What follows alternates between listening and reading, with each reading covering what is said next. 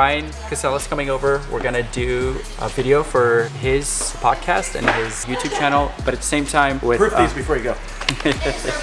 I gotta prove these. Bryan and I talked about last time things that you can do to put yourself out of your comfort zone and why to put yourself out of your comfort zone. So I think when Bryan comes in here, we're gonna ask him those questions because he's the master of this like self-motivation and how to use putting yourself out of your comfort zone to do that. But yeah, let's get started because my day is running late again. No. B. What's up, man? What's going on? How are things, bud? What's up, man? Good. You ready to get behind the camera? You're getting used to it now. No, man, it's so awkward. I get so awkward. What do I do with these hands? Is that TV? What's that TV? Cool. All right. Ready to go? Let's do it. Omar, thanks for this, man. The fans have been asking for it. I've been wanting to do it.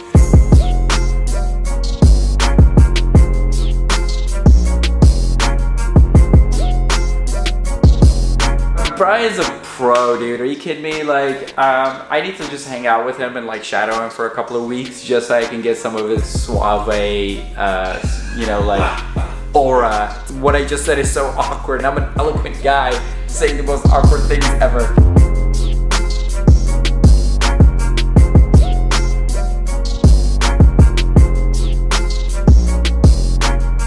Last time we were hanging out in his beautiful house, we constantly started talking about things that like motivate you and put you out of your comfort zone. I've preached to people you need to keep pushing yourself outside of your comfort zone, and Putting yourself outside of your comfort zone is like one of those things that gets overlooked. of course, yeah. And more than anything, you can start small. Like what I used to do, if you go park at a regular structure, it's like $12. Valet's 20. I started doing valet. It was an extra $8, which at the time for me was like, that's my food money. Just to give myself the experience and get used to it. Because if you can't start with something like that, forget about the house, the Ferrari, the Lambo, and all that other stuff. The example I gave about the valet thing is you have to now future project yourself to the 1 to 5 year version of you. And if that person supposedly is a millionaire, for example, what do they tend to do? Where do they tend to go? That's that experience you have to now get yourself used to having. Is a millionaire going to complain that he has to pay an extra $10 to valet his car? Right. That's not even a thought in his mind anymore. Right. He's looking, how much more time am I going to save to invest in this meeting or in this next opportunity that I'll get from valeting versus going, parking, driving. Different thought process. Yeah.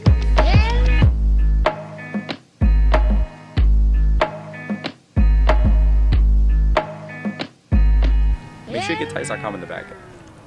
We good?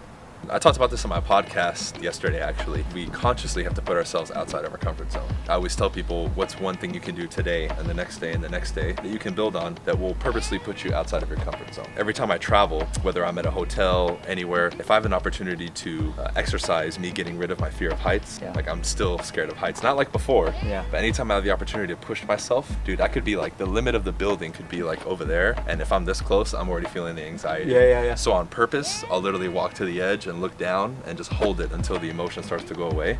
Just to start working on that. You get to a hotel, do you say, I'd like to check into the highest floor you have? That's the first thing I say. I'm like, highest one. Yeah. Then if I can go on the roof, I go on the roof, and like I'll literally walk to the edge. That's just one thing that for me I know is that crazy anxiety. I know is not supposed to be there.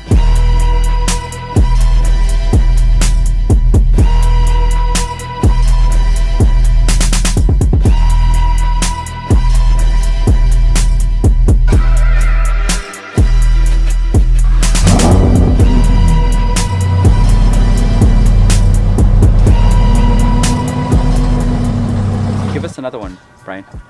Boxing, right? Yeah. I've been an athlete my whole life in basketball. My man balled up a little bit, A little bit in Europe and stuff. You might have seen some billboards of me. No, like competitive, like I want to go, I want to be number one. I applied that to business, but still athletically that was missing. So I got into boxing, and for a lot of people, it's very scary, very intimidating. It was for me. And again, I had never put on a pair of gloves, so that for me was whoa. Because that really puts you out of your comfort zone, right? Then you're like, okay, well now I need to develop. Because I think when I first started watching you, were like, the first couple of steps, Bambi's taking. But now you're like, sort of like a butterfly. Quick. I don't think I'm special. I just think I want it more than everybody else. That's the difference. And so when I watch an interview of Kobe Bryant or Will Smith, I'm like, I get that, dude. So I share it. I'm like, that's the way I think. And again, I love when Will Smith says he wasn't the most naturally talented, but he's like, if I get on the treadmill with you, against you, I'm gonna die on it before I get off.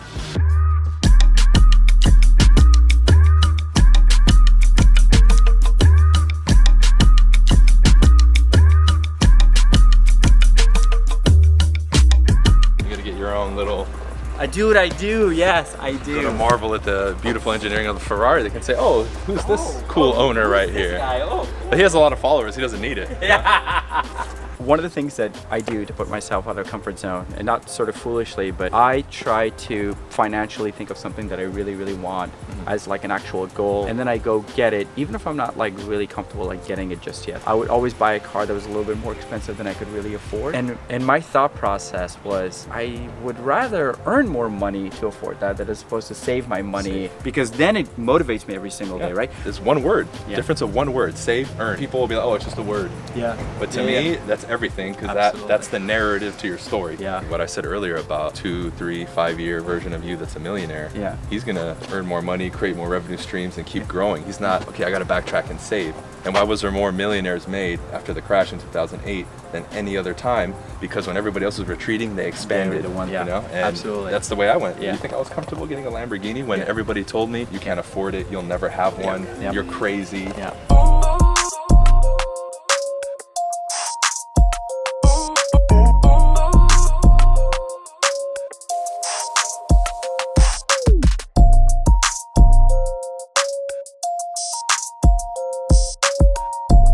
Okay, so Bryan, tell us one thing that you're gonna do next that's gonna put you out of your comfort zone. For me, it is getting involved in the stock market. Okay. I did with my new real estate company get some shares of stock, and that kind of inspired me. Yeah. The stock market's always scared me. Yeah. I'm not saying I'm going to pour hundreds of thousands of dollars in the stock market, but that to me, it seemed like the big, hairy, scary monster Sure. that I was scared of. Yeah. So that's something I want to get involved with.